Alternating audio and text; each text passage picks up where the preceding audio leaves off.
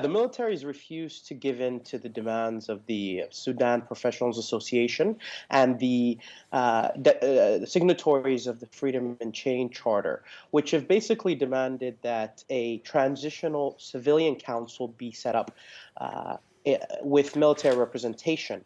And the military has uh, gotten an extension from the African Union, which initially had given the council 14 days to hand power over to civilians. President el-Sisi in Egypt has extended that period to 3 months. So it's basically a waiting game now between the military and the protesters.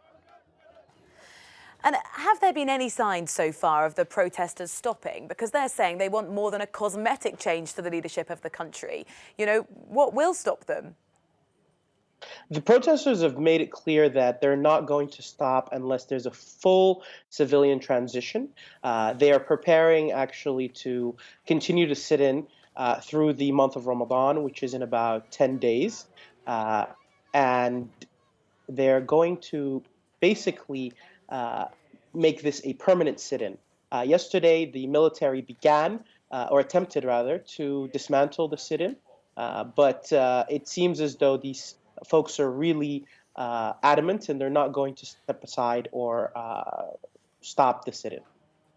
In the long run, who do you think is going to be more successful, the sit-in protesters or the military?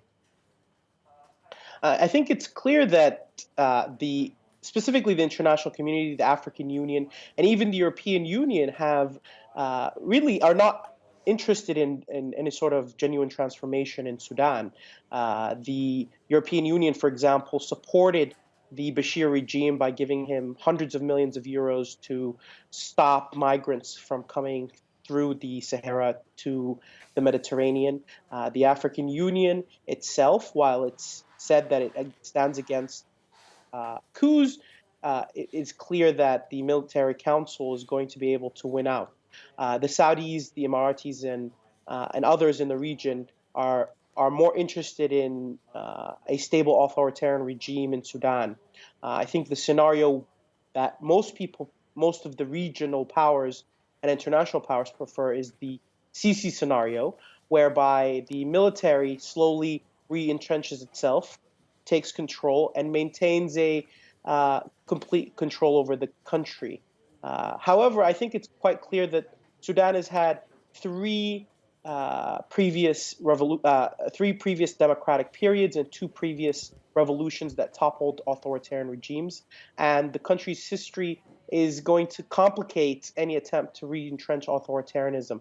I think people have learned clearly from the Egyptian scenario. They're not willing to let the military take over, or let alone the regime's former allies take over the state. But obviously, time will tell.